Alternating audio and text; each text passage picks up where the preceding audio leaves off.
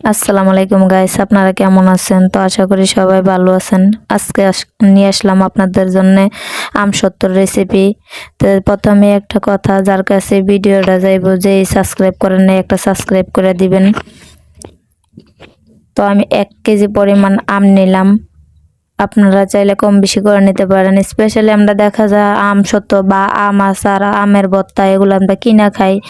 ঘরে বানায় খেলে অনেকটা ভালো। যেমন ধরেন এটা নিজের হাত দা করে নিল পরিষ্কারভাবে, সবাই তো আর পরিষ্কারভাবে করে বিক্রি করে না। তো দেখেন আমগুলো আমি সুন্দর করে সিলা কাইটা নিয়ে আসলাম, ধুয়ে পরিষ্কার করে। এখন আমি এগুলা সিদ্ধর জন্য নিয়ে যাব, সিদ্ধ করে নিয়ে আসব।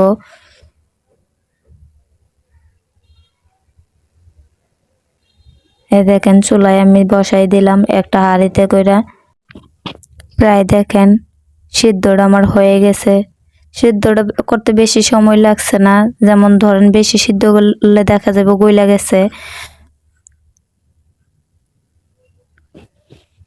এখন আমি এটা চুলা থেকে নামাই নিব।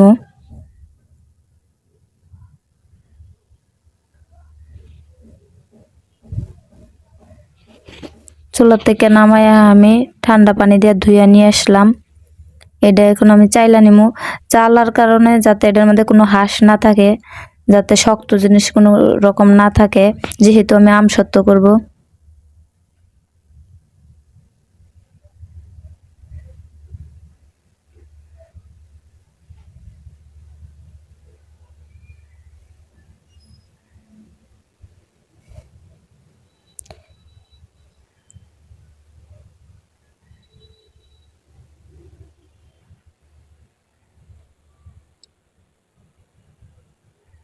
এই দেখেন প্রায় আমারটা কত সুন্দর হয়েছে। আপনারা চাইলে এরকম ছাঁকনি করেও দিতে পারেন, আবার চালনি থাকলে চালনি করেও এরকম সবগুলা চেলে নিতে পারেন। এই দেখেন আমার সবগুলো হয়ে গেছে। আমার আমের পরিমাণটা কমই ছিল, 1 কেজির মতন নিছি, আপনারা চাইলে বেশিও নিতে পারেন। এই দেখেন আমি চুলায় চলে গেলাম, একটা কড়াই বসাই নিলাম, তারপরে আমগুলো আমি দিয়ে দিতেছি, চেলে রাখা আমগুলো।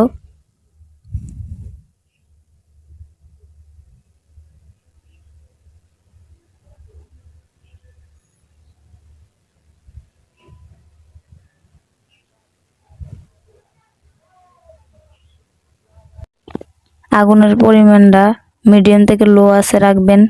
তারপর আমি দিয়ে দিতেছি স্বাদ মতন লবণ আর লাল মরিচের গুঁড়া। তারপর আমি একসাথে মিশাই নিব।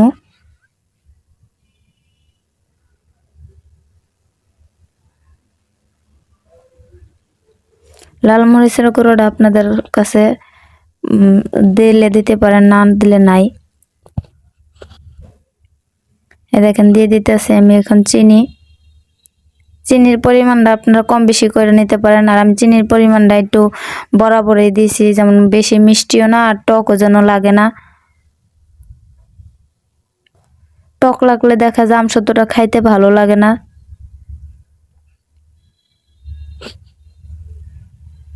আমার আমগুলো বেশি টক ছিল না।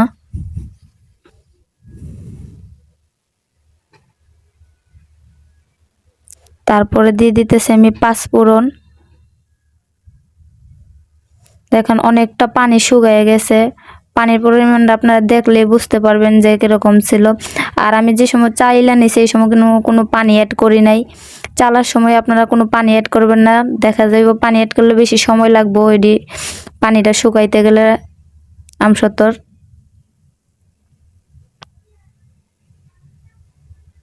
এই দেখেন পানিটা শুকায় প্রায় অনেকটা হয়ে গেছে, কম হয়ে গেছে, আপনারা দেখলেই বুঝতে পারবেন। আর কতটা ভালো লাগতেছে দেখতে। প্রায় আমার আমসত্ত্বটা হয়ে গেছে রান্না করা। এখন আমি একটা স্টিলের ডালার মতন নিয়ে নিছি, আপনারা চাইলে মানে এটা ছোট বড় করে নিতে পারেন। আমি খুব পাতলা করে দিতেছি। এটার মধ্যে তেল মালিশ করে নিলাম, আমি হাত দিয়েই মালিশ করে নিলাম, আপনারা চাইলে ব্রাশ দিয়ে তেল মালিশ করে নিতে পারেন।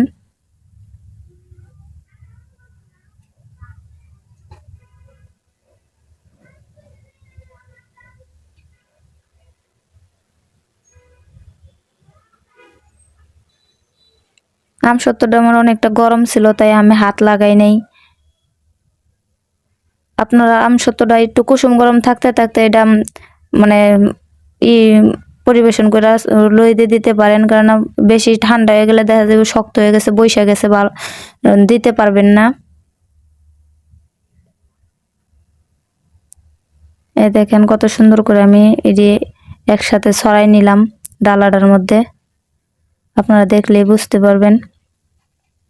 আর যার কাছে এই ভিডিওটা যাইবে একটা সাবস্ক্রাইব করে দেবেন, যে সাবস্ক্রাইব করেন নাই। আর কমেন্ট বক্সে জানাবেন কেমন হয়েছে ভিডিওটা, কার কাছে কেমন লাগছে, আর কোন ভিডিওটা আপনার ভালো লাগে এটা কমেন্ট বক্সে জানাবেন। দেখেন আমি একদিন পরে চলে আসলাম, আর এখনকার যে রোদ, এই রোদে একদিনেই যথেষ্ট পরিমাণ এটি শুকাইতে। আমি একদিন পরে চলে আসলাম, এই দেখেন কাইটা পিস পিস করে নিতেছি।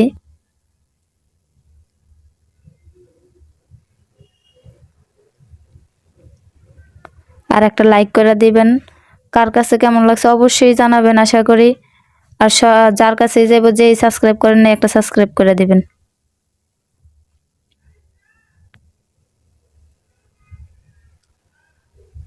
দেখেন আমি পিস পিস করে কাইটা নিতেছি ছুরি দিয়া। আপনারা এরকম করে সুন্দর করে পিস পিস করে কাইটা রাখতে পারেন সংগ্রহ করে।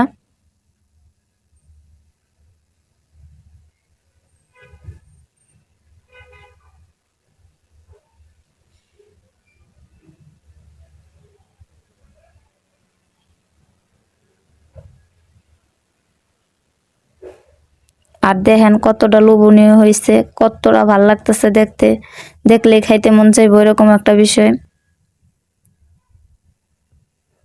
সবাই ভালো থাকবেন আশা করি। আর যার কাছে যাবে একটা সাবস্ক্রাইব করে দিবেন। সবাই ভালো থাকবেন। আসসালামু আলাইকুম।